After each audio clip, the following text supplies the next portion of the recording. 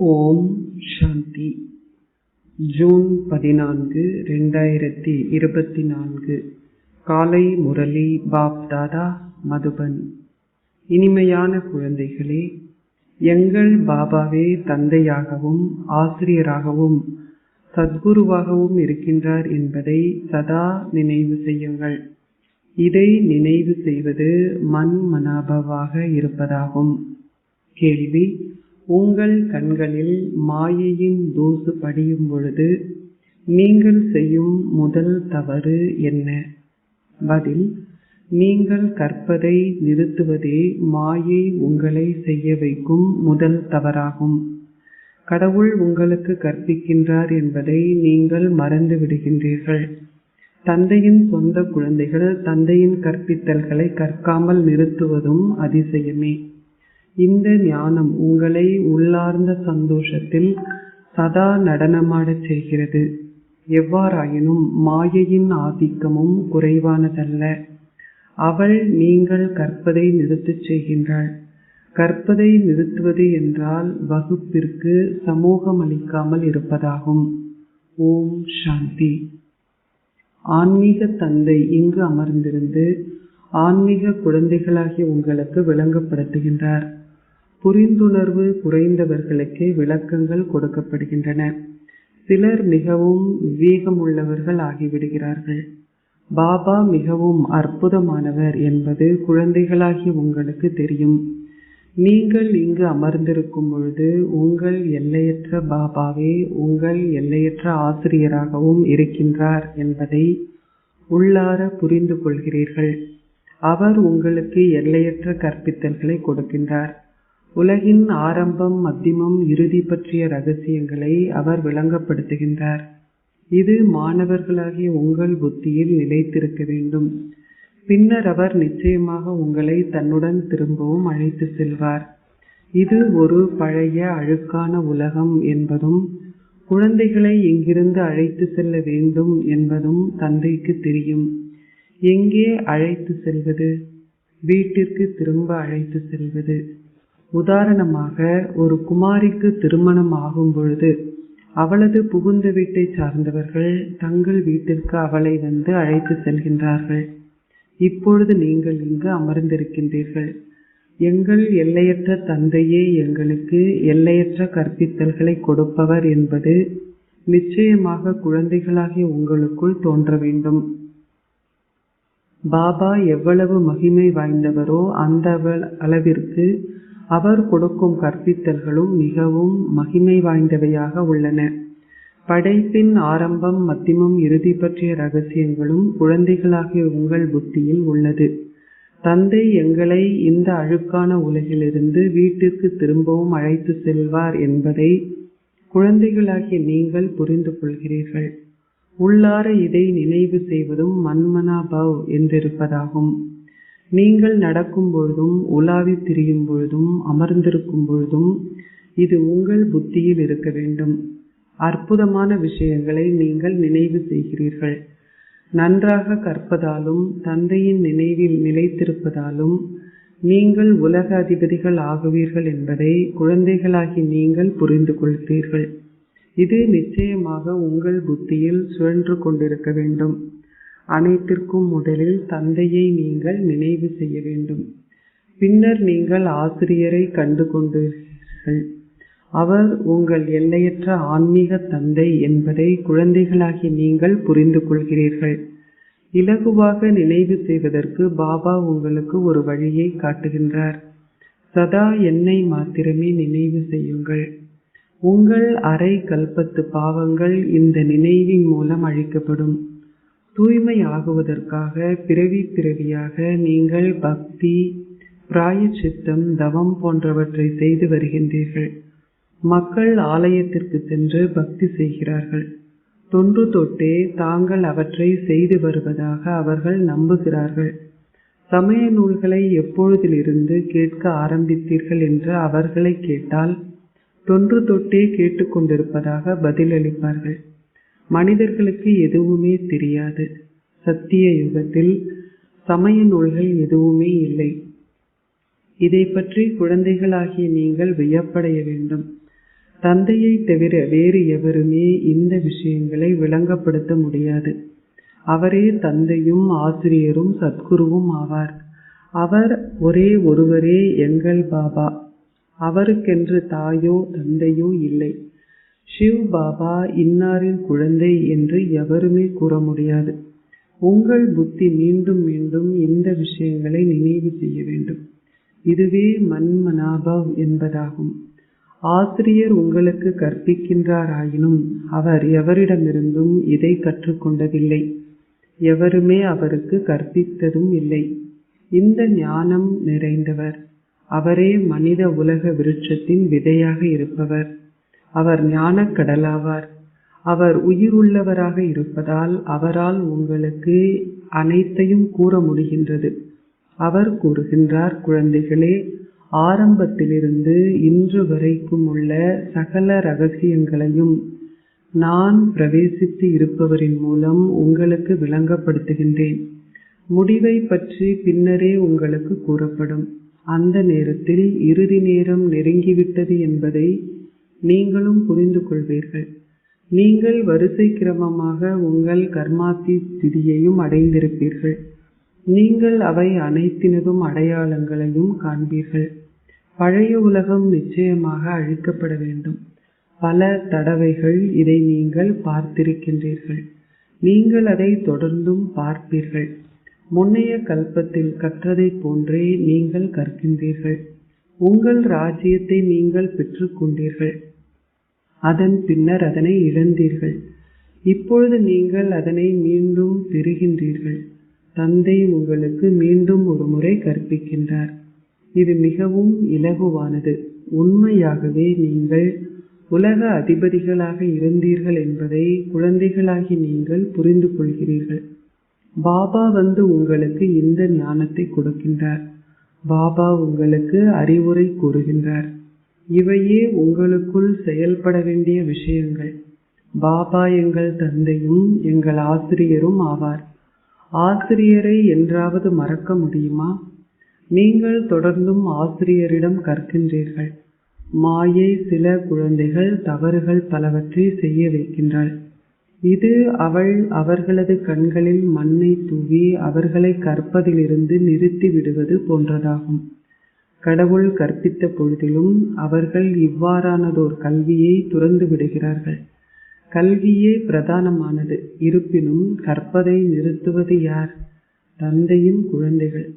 குழந்தைகளுக்குள் அளவற்ற சந்தோஷம் இருக்க வேண்டும். தந்தை உங்களுக்கு அனைத்தினதும் ஞானத்தையும் கொடுக்கின்றார். அவர் ஒவ்வொரு கல்பமும் அதை உங்களுக்கு கொடுக்கின்றார்.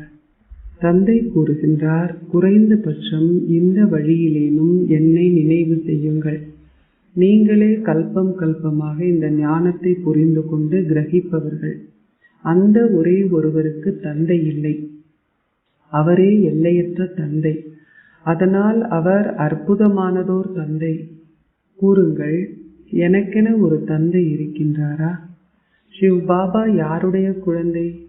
இந்த கல்வியை வேறெந்த காலத்திலும் கற்க முடியாது என்பதாலும் பிராமணர்களாகி நீங்கள் மாத்திரமே இதை கற்கின்றீர்கள் என்பதாலும் இந்த கல்வி மிக அற்புதமானது. தந்தையை நினைவு செய்வதனாலேயே நீங்கள் படிப்படியாக தூய்மையாகின்றீர்கள் என்பதும் உங்களுக்கு தெரியும். இல்லாது விட்டால் நீங்கள் தண்டனை அனுபவிக்க வேண்டும். கர்ப்பப்பை சிறையில் பெரும் தண்டனை அனுபவிக்கப்பட வேண்டியுள்ளது. அங்கே விசாரணை குழு அமர்த்தப்பட்டு அனைத்தை பற்றிய காட்சிகளையும் நீங்கள் பெறுவீர்கள். நீங்கள் செய்ததை பற்றி காட்சி கொடுக்கப்படாமல் உங்கள் எவரையும் தண்டிக்க முடியாது. இல்லாது விட்டால் நீங்கள் ஏன் தண்டிக்கப்படுகின்றீர்கள் என்று குழப்பமடைவீர்கள்.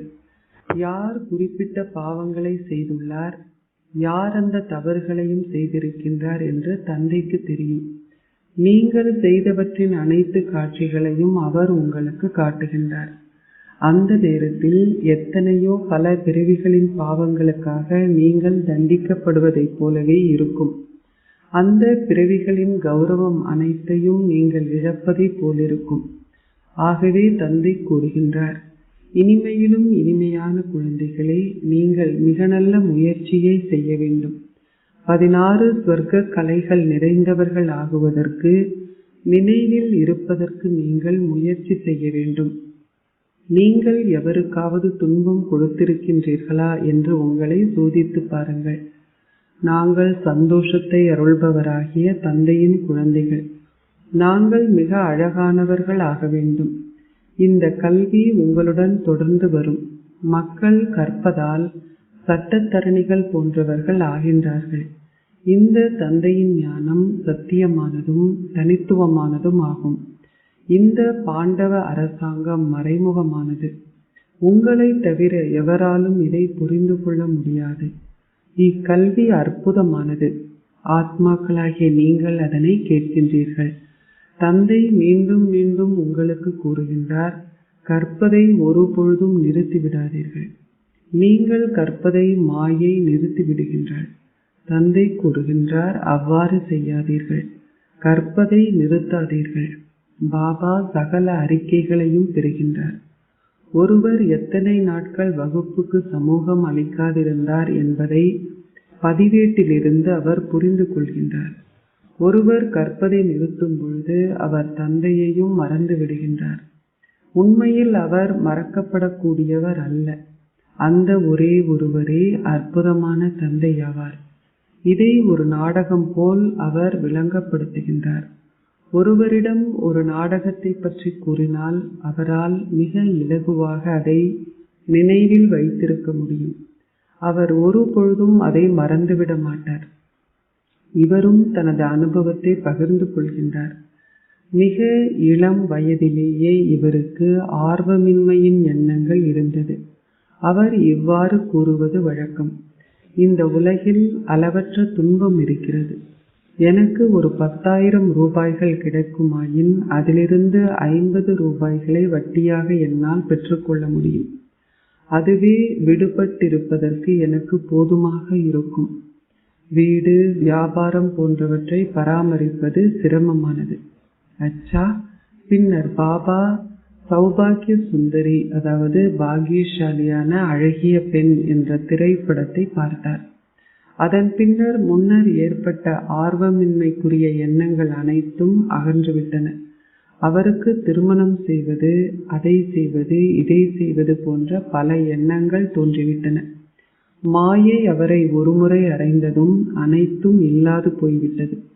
ஆகவே தந்தை இப்பொழுது கூறுகின்றார், இந்த உலகம் ஆழ் நரகம்.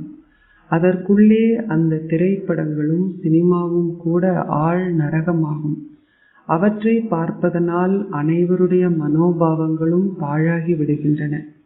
ஆண்கள் பத்திரிகைகள் பார்க்கும் பொழுது அழகிய பெண்களின் படங்களை பார்த்தால் அவர்களது மனோபாவங்கள் அவர்கள் பால் ஈர்க்கப்பட்டு இவள் மிக அழகானவள் என்ற சிந்தனைகள் அவர்களது புத்தியில் ஏற்படுகின்றன. உண்மையில் உங்களுக்கு அத்தகைய எண்ணங்கள் இருக்கக்கூடாது. பாபா கூறுகின்றார், இந்த உலகம் அழிக்கப்படும். அதனாலேயே நீங்கள் மற்ற அனைத்தையும் மறந்து சதா என்னை மாத்திரம் நினைவு செய்ய வேண்டும். ஏன் அவ்வாறான படங்கள் போன்றவற்றை நீங்கள் பார்க்கின்றீர்கள்? அந்த விஷயங்கள் அனைத்தும் உங்கள் மனோபாவத்தை சீரழிக்கின்றன. நீங்கள் பார்க்கின்ற விஷயங்கள் அனைத்தும் இடுகாட்டில் புதைக்கப்பட போகின்றன. அந்த கண்களால் நீங்கள் பார்க்கின்ற எதையுமே நினைவு செய்யாதீர்கள். அவற்றிலிருந்து உங்கள் பற்றை அகற்றுங்கள். இந்த ஷரீரங்கள் அனைத்தும் பழையவையும் அழுக்கானவையும் ஆகும். ஆத்மாக்களான நீங்கள் தூய்மையாக பொழுதிலும் உங்கள் ஷரீரங்கள் இன்னமும் அழுக்கானவையாகவே இருக்கின்றன. எனவே ஏன் நீங்கள் அவற்றில் கவனம் செலுத்த விரும்புகின்றீர்கள்? நீங்கள் தந்தையை மாத்திரமே பார்க்க வேண்டும். தந்தை கூறுகின்றார், இனிமையிலும் இனிமையான குழந்தைகளே, இலக்கு மிகவும் உயர்ந்தது. வேறு எவராலும் உலக அதிபதி ஆகுவதற்கு முயற்சி செய்யக்கூட முடியாது. வேறு எவருடைய புத்தியிலும் இது பிரவேசிக்க முடியாது. மாயையின் ஆதிக்கமும் சளைத்ததல்ல. விஞ்ஞானிகளின் புத்திகள் பெருமளவு செயற்படுகின்றன. ஆனால் உங்களுடையது மௌனமே ஆகும். அனைவரும் முக்தியை விரும்புகிறார்கள். ஆனால் உங்கள் இலக்கு ஜீவன் முக்தி அடைவதாகும். தந்தையும் இதனை விளங்கப்படுத்தியுள்ளார். குருமார்கள் போன்றோரால் இந்த ஞானத்தை கொடுக்க முடியாது. வீட்டில் உங்கள் குடும்பங்களுடன் வாழும் பொழுதும் தூய்மையாக இருந்து ராஜ்யத்தை பெற்றுக்கொள்ளுங்கள். பக்தி மார்க்கத்தில் நீங்கள் பெருமளவு நேரத்தை வீணாக்கி விட்டீர்கள். நீங்கள் எத்தனை தவறுகள் செய்தீர்கள் என்று இப்பொழுது புரிந்து கொள்கிறீர்கள். தவறுகள் செய்யும் பொழுது நீங்கள் விவேகமற்றவர்கள் ஆகினீர்கள். நீங்கள் கல்புத்தி கொண்டவர்கள் ஆகினீர்கள். இந்த ஞானம் மிக அற்புதமானது என்றும் இதன் மூலம் நீங்கள் ஒன்றுமில்லாத நிலையிலிருந்து மகத்தான ஒரு நிலைக்கு வருவீர்கள் என்றும் உள்ளார நீங்கள் உணர்கின்றீர்கள். கல்புத்தி கொண்டவர்கள் என்ற நிலையிலிருந்து தெய்வீக புத்தி கொண்டவர்களாக மாறுகின்றீர்கள். எனவே உங்கள் பாபா எல்லையற்ற பாபாவாக இருப்பதனால் உங்கள் சந்தோஷ பாதரசம் அதிகரிக்க வேண்டும். அவருக்கென ஒரு தந்தை இல்லை. அவர் உங்கள் ஆசிரியராகவும் இருக்கின்றார். ஆனால் அவருக்கென ஓர் ஆசிரியர் இல்லை. இவர் எவரிடமிருந்து கற்றார் என்று மக்கள் கேட்கிறார்கள். இதை குறித்து அவர்கள் அதிசயிக்கிறார்கள். அவர் ஒரு குருவிடமிருந்து இதனை கற்றிருக்க வேண்டும் என்று பலரும் நினைக்கிறார்கள். அவ்வாறாயின் அந்த குருவுக்கு இன்னும் பல சீடர்களும் இருந்திருப்பார்கள். ஒரே ஒரு சீடர் மட்டுமா அவருக்கு இருந்திருப்பார்? ஒரு குருவுக்கு பல சீடர்கள் இருக்கின்றனர். அகா கானுக்கு எத்தனை சீடர்கள் என்று பாருங்கள். அவரை வைரங்களுக்கு நிகராக நிறுக்கும் அளவுக்கு அவர்கள் தங்கள் குருவிடம் அளவற்ற மதிப்பை வைத்திருக்கிறார்கள். சத்குருவை நீங்கள் எதற்கு நிகராக நிறுத்துப்பீர்கள்? அவர் ஒரே ஒருவர், எல்லையற்ற சத்குரு. அவர் நிறை என்ன? அவர் ஒரு வைரத்தின் நிறை கூட இல்லை. இத்தகைய விஷயங்களை பற்றி குழந்தைகளாகி நீங்கள் சிந்திக்க வேண்டும். இது மிக சூட்சுமமான விஷயமாகும்.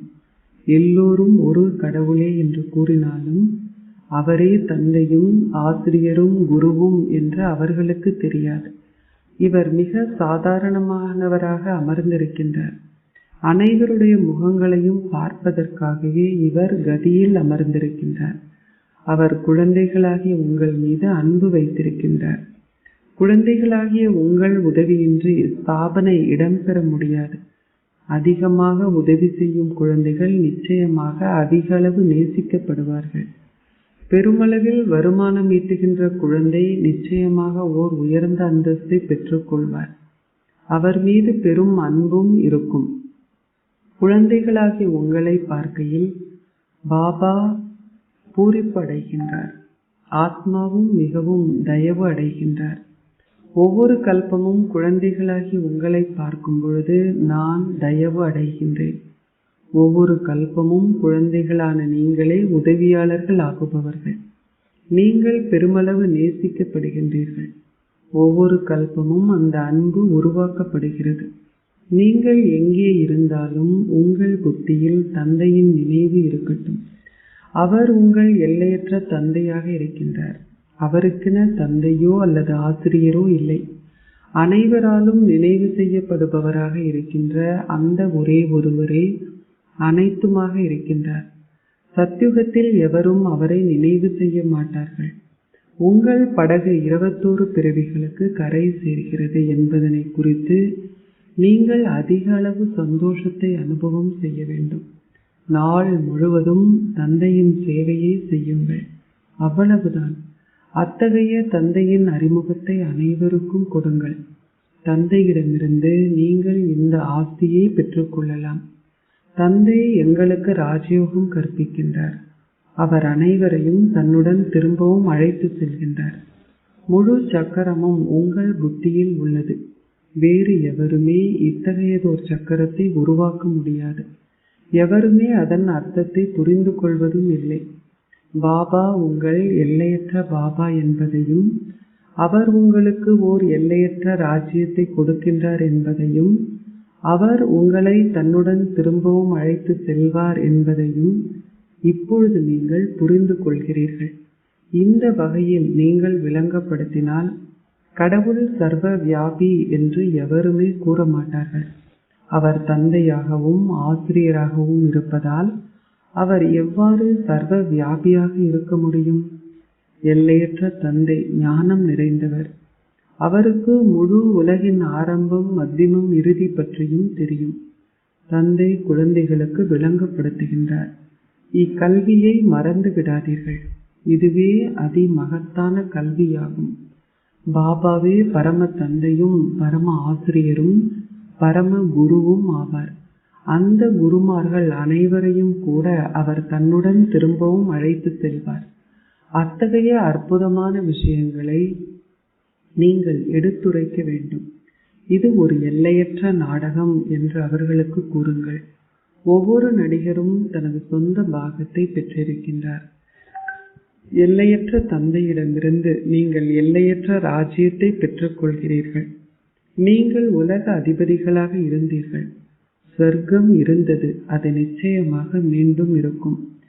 ஸ்ரீ கிருஷ்ணர் புதிய உலகின் அதிபதியாக இருந்தார். இப்பொழுது இது பழைய உலகம். அவர் நிச்சயமாக புதிய உலகின் அதிபதி ஆகுவார். இது தெளிவாக படத்தில் காட்டப்பட்டிருக்கிறது. உங்கள் பாதங்கள் நரகத்தை நோக்கியும் முகம் சொர்க்கத்தை நோக்கியும் இருப்பதை நீங்கள் இப்பொழுது அறிவீர்கள். இதையே நீங்கள் நினைவு செய்கின்றீர்கள். இதை நினைவு செய்வதன் மூலம் உங்கள் இறுதி எண்ணங்கள் உங்கள் இலக்கை நோக்கி உங்களை இட்டுச் செல்லும். இவை மிக ஆழமான விஷயங்கள். அவற்றை நீங்கள் நினைவு செய்ய வேண்டும். அச்சா, இனிமையிலும் இனிமையான அன்பிற்குரிய, எப்பொழுதோ காணாமல் சென்று இப்பொழுது கண்டெடுக்கப்பட்டிருக்கும் குழந்தைகளுக்கு உங்கள் தந்தை தாயாக இருக்கும் பாப் தாதாவின் அன்பும் நினைவுகளும் காலை வந்தனங்களும். ஆன்மீக தந்தை ஆன்மீக குழந்தைகளுக்கு நமஸ்தே கூறுகின்றார். ஆன்மீக குழந்தைகள் ஆன்மீக தந்தைக்கு நமஸ்தே கூறுகின்றோம். தாரணைக்குரிய சாரம் 1. உங்கள் கண்களால் நீங்கள் பார்க்கின்ற அனைத்திலிருந்தும் பற்றை அகற்றுங்கள். ஒரே ஒரு தந்தையை மாத்திரமே பாருங்கள். உங்கள் மனோபாவத்தை தூய்மையாக்குவதற்கு அழுக்கான ஷரீரங்கள் மீது உங்கள் கவனம் சிறிதேனும் ஈர்க்கப்படுவதை அனுமதிக்காதீர்கள். 2. நன்றாக கற்று தந்தை உங்களுக்கு கற்பிக்கின்ற இந்த தனித்துவமான உண்மையான ஞானத்தை கற்பியுங்கள். என்றுமே இந்த கல்வியை தவறவிடாதீர்கள். ஆசீர்வாதம். நீங்கள் அமைதி சக்தி மூலம்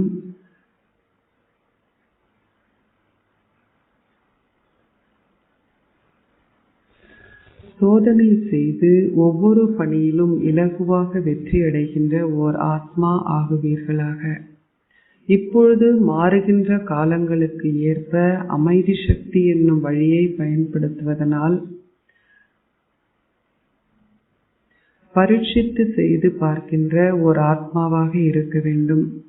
அன்பான வார்த்தைகள் மூலம் ஆத்மாக்களில் ஒத்துழைப்பு உணர்வுகளை ஏற்படுத்துவதை போல் அதே விதமாக நல்லாசிகளையும் அன்பான உணர்வுகளையும் கொண்டிருக்கின்ற ஸ்திதியில் உங்களை ஸ்திரப்படுத்தி அவர்களில் மேன்மையான உணர்வுகளை உருவாக்குங்கள். ஒரு தீபம் மற்றொரு தீபத்தை ஏற்றுவதைப் போல் உங்கள் சக்தி வாய்ந்த நல்லாசிகள் பிறரில் அதிமேன்மையான உணர்வுகளை உருவாக்கும். இந்த சக்தி மூலம் உங்கள் பௌதீக பணிகளில் உங்களால் மிகவும் இலகுவாக வெற்றி அடைய முடியும். உங்களுக்காக இதனை பரீட்சை செய்து பாருங்கள். ஸ்லோகம். அனைவராலும் நேசிக்கப்படுவதற்கு மலர்ந்திருக்கின்ற ஒரு ரோஜா ஆகுங்கள். வாடி போகாதீர்கள். ஓம் சாந்தி.